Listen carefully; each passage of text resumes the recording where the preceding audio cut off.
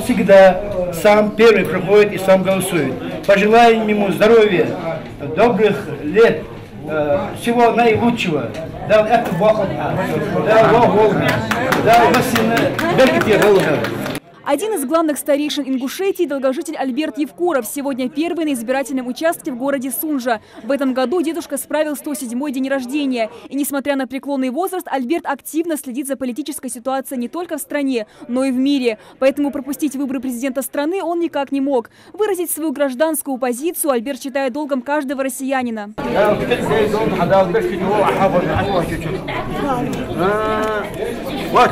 А вот Мадина Аздоева голосует впервые. Ей только недавно исполнилось 18. Но еще в 2012 году, во время прошлой избирательной кампании, она решила, что не пропустит президентские выборы 2018 года. Тогда школьница впервые увлеклась политикой, с тех пор и мечтала внести свою лепту в будущее страны. Сегодня она не только избиратель, но и общественный наблюдатель. Я посмотрела сайты, которые были посвящены именно избирательной комиссии, и я видела, что любой уже дееспособный гражданин Российской Федерации может участвовать в качестве общественного наблюдателя. И сегодня я представляю Общественную палату Республики Ингушетия. На часах только 9 утра, на участке уже целая очередь избирателей, в том числе от командированных из других регионов страны военнослужащих. Отдать свой голос за выбранного кандидата они могут благодаря открепительному удостоверению, которое получили еще месяц назад в МФЦ. Так что свое право они не упустили, даже из-за издержек профессии. Активно голосует и старшее поколение. Здесь их несколько десятков, это только за час начала голосования.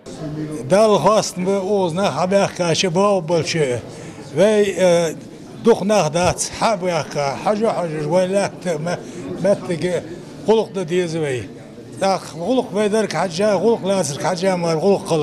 пришел с дочкой, она сегодня первый раз голосует. Привел дочку на голосование. Это ее выбор, будущее ее. Сегодня жители города Сунжа могут не только проголосовать за своего кандидата в президенты, но и за благоустройство родного города. 18 марта по всей стране проходит выбор общественных территорий, которые будут благоустраиваться в рамках проекта «Комфортная городская среда». Для этого здесь специальное помещение, отдельная урна и стенд, где представлены все 3 общественные территории от города Сунжа. В качестве приоритетной я считаю территорию площади нашего городского поселения, теперь уже города. Так как площадь является лицом нашего населенного пункта, я считаю, что площадь должна в первую очередь облагоустраиваться. А вот воспитатели детского сада города Сунжа «Старт в будущее» пришли на выборы всем коллективом и даже устроили небольшое шествие возле Дворца культуры, чтобы привлечь как можно больше жителей города к сегодняшним выборам.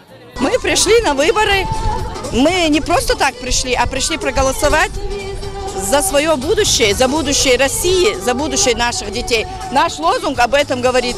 Детский сад, старт в будущее. Мы хотим задать этот старт сегодня. Голосуют не только местные жители, но и чиновники. Одним из первых опустил бюллетень в урну мэр города Сунжа. А вот зампред парламента Василий Светличный на выборы оделся в национальный казачий костюм. Возможно, поэтому возле политика собралась целая очередь желающих сделать памятную фотографию. Радует одно обстоятельство, что люди все улыбаются. Великолепная погода и улыбки, куда ни зайду.